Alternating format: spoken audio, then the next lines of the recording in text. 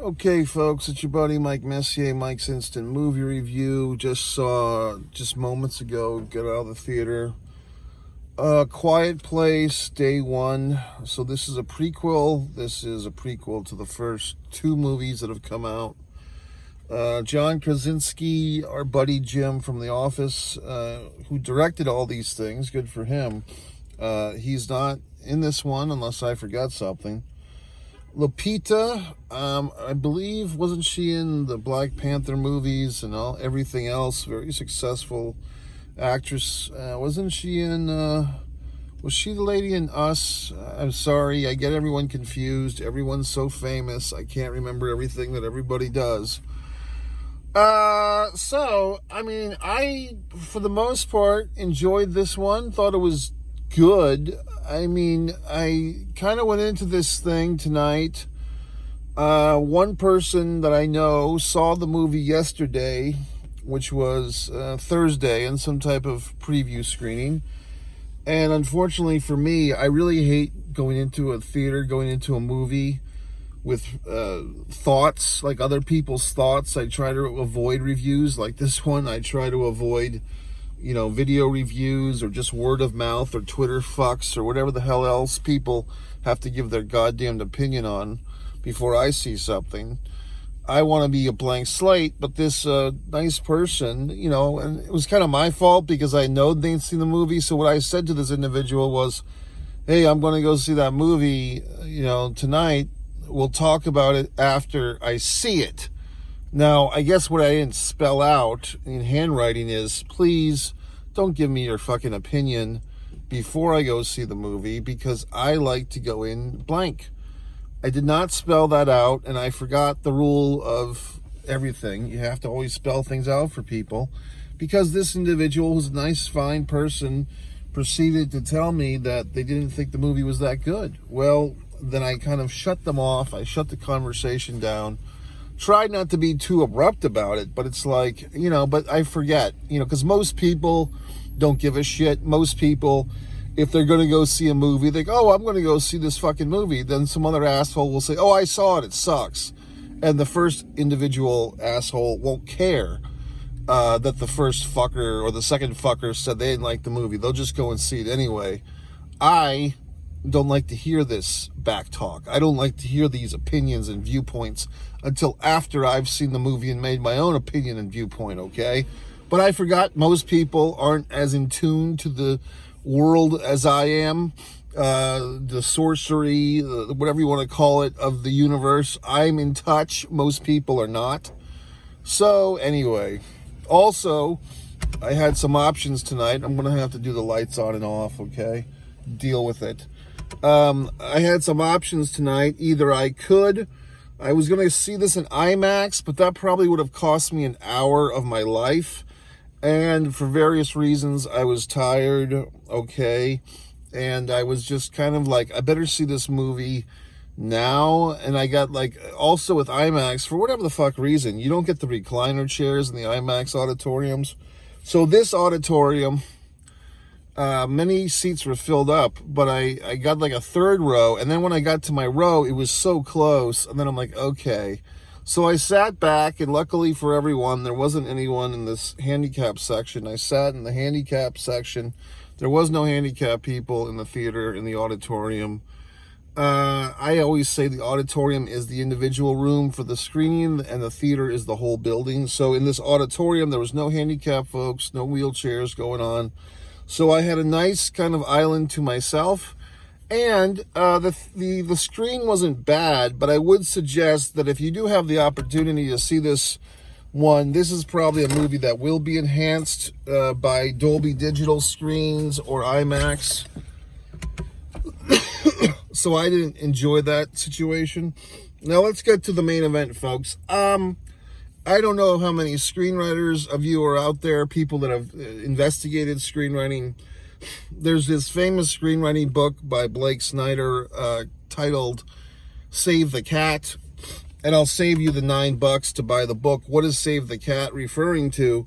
Basically, if you have a character in a script that's not particularly likable, at least not at first, before they do some great achievement. But you want to make this, unlikable character, if it happens to be your central character, if you want to make them likable, what you have them do is a little act of nobleness or bravery or kindness, i.e. saving a cat from a tree. And somewhere on YouTube land, there's a famous clip of this, of some Western movie. Clint Eastwood goes and, like, he's a bad guy, but he's like the central character type of deal, and he saves like a baby calf from drowning early in the movie. It's like one of the spaghetti westerns. And other films have done the save the cat routine in various ways, and basically you just show a little humanity, but it doesn't have to be to a cat or a dog, just something nice. An old person, help the old person cross the street, in any event. So in this one, we have our cancer ward in this hospital in the state of New York somewhere, outside of New York City. We meet Miss Lupita, whatever her character name is. She's suffering from cancer. She has this poem where she basically mocks all her fellow cancer patients. It seems like she has this kind of tingling sexual tension with one of the male nurses, but she's holding a cat the whole time. So she's a cat owner. She owns this cat. Next thing you know, the male nurse is inviting her to go on this little field trip to the city with the other cancer patients, the city being New York City. They end up at the fucking show. It's a marionette show. There's rows and rows of the cancer patients and other assorted people watching the show. The marionette show is kind of a fun little moment. And then after the show, she's insistent that they get pizza in the city. And this is what happens, folks, when you're dying of cancer or some other thing. You're trying to control whatever you can control. You're trying to suck the bone off the marrow of life, or the marrow off the bone of life. You're trying to get everything you can get. And for this poor lady who's, 30, 35 years old, she's dying of cancer, what does she want? She just wants a slice of New York City pizza with that New York City water, and you fold it and you eat it, and some guy named Sal makes it, and all this horse shit. So that's all she wants in life, is a slice of pizza. But the male nurse has the sad thing to tell her that something's going on in the city and we all have to get out. So they have their little skirmish, their little argument. She gets on the bus, she's all upset, and then she twists her neck, and everyone on the bus, and she's always listening to her headphones, all these other people on the bus are looking out the window, and lo and behold, the sky is falling, folks. There's these things coming in the sky. It does feel very 9/11-ish. And they are our old buddies from the previous, I guess you'd call them the sequels now, or the previous released day, Quiet movies, Quiet 1 or whatever the fuck. Quiet, the monsters, whatever the fuck. They're like huge bats type of deal, you know what I mean? And so we're off to the races, and more or less everything that we've seen in the first two movies of human beings having to be quiet, having to avoid these creatures that are apparently allergic to water for whatever the fuck reason. And if you make any noise, they might hear you and kill you, because I guess they're blind, like they can do all this happy horse shit, but they're blind, okay? And I guess they don't have smell either, because dogs, in case you didn't know, dogs see mostly through scent. So I don't know why these creatures can't smell things very well. But in any event, so what we get is basically like, an hour and 40 minutes of the same shit, which is human trying to avoid the monsters, throwing something through a window to make it crash so that the monsters go over there, and repeat and rinse and repeat.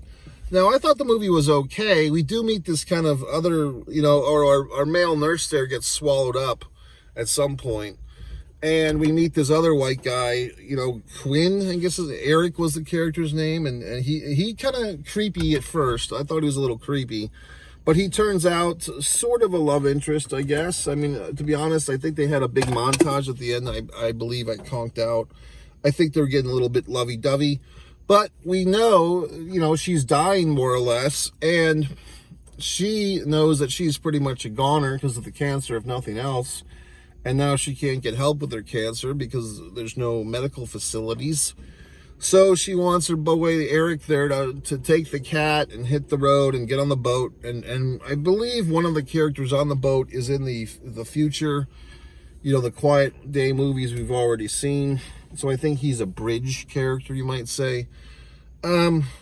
Here's the problem with this sequel. Now, I thought it was okay. I mean, I thought it was decent. Like I said, I had this whole big sacrifice because once I heard my initial friend there didn't particularly like this movie, I'm like, you know what? I bet this movie is going to get shitty reviews. Everyone's going to Twitter, fuck it, how shitty it is. Before I get exposed to all that, I want to see it. But orchestrating my time and all my, things, I said, okay, I'll go see this movie now just to get it, more or less to get it over with. And that way I don't have to worry about it if people shit all over it on social media all weekend. You know what I mean? Like, I'll just see it and I'll be done with it. And I'll do my little review and life goes on. So after the movie ended, and, if you've seen it by now, the movie ends and I'm like, okay, well, I guess that's a nice little wrap me up. Basically, she's happy because she's in Harlem. She got her slice of pizza. I don't know if she got a stack of white dick for the last time or whatever. And her cat's safe and she's going off. And now she's got the earphones in and she unplugs her boombox headset to basically commit suicide by monster, allowing the monster to hear the music, and she goes out on her terms, okay? The house lights come up, the movie's ended, and I see these, people are filing out of the theater, and this teenager, it looks like a, teenager or someone in their 20s, says to their little miscreant friends, the person said, oh, the first one was way better than this one. Okay. So now it's all revealed. Now it all makes sense. It's, Kevin Spacey without the allegations at the end of The Usual Suspects. Like, it's all coming to me, which is basically what's happened with this prequel here is we've kind of jumped the shark, the Happy Days Fonzie reference, where the Happy Days show started to decline. People are now seeing the Quiet, like the thing that I liked about A Quiet Place and also the Abigail, the first couple of, whatever the fuck movies, the ones with Abigail, you know what I mean? The Conjuring, that'd be a good one. The Conjuring, like what I first liked about those movies 10 years ago was, oh, these are kind of like cool horror movies that are not our typical Freddy Krueger or Michael Myers or whatever the fuck. But now they're becoming that, basically. Like now, okay, we go see A Quiet Place movie, and instead of like this family suspense, everyone's going to be quiet, all this horse shit, now it's just, shh, the monsters will get you, and it's like every other goddamn monster movie. It's like Jaws 4 or whatever the fuck. You know what I mean? Like, it's crossed from an interesting, unique story into now it's just repetitive. It's just the same old horse shit. And in this one, prequel, I think they really have the opportunity, and this is why I think people aren't liking this movie, at least, the one person I saw today and the one person tonight who made their statement. I think what's going on here is people are just like, you're not giving us any new revelation. Like this sequel or this prequel here, day one, we still don't know the origins of these fucking things. Unless I miss something, we don't know why these monsters are killing us, human beings, and why can't they see, and they have no personalities. That's the other thing. Like, at least with Jaws, it seemed like Jaws had a personality, and of course Michael Myers and Freddy Krueger and all those fucks, Jason, they all, Pinhead, they all have different personalities. With these, they're just bats. They're just scary bats that kill you. So there's no layer to that. So, I mean, they just come randomly and they look like the fucking alien from the Aliens movie, and then that's it. So, yes, the first one was great, the first movie. The second one was pretty damn good too, but now we're just in a spin cycle where it's like, are you just going to say day 55 and it's just another fucking person trying to survive these assholes? I mean, it's just becoming lazy. Sorry, Krasinski. Sorry, Jim. Go tell Pam to have another kid, because these movies aren't doing it for us anymore, okay? So 3 out of 5 stars. MikeMessier.com, one Mike Messier. Subscribe to Mike Messier one Mike Messier, one man in the camera films, one artist Mike Messier, one pro wrestling and sports fan, MikeMessier.com. Bye.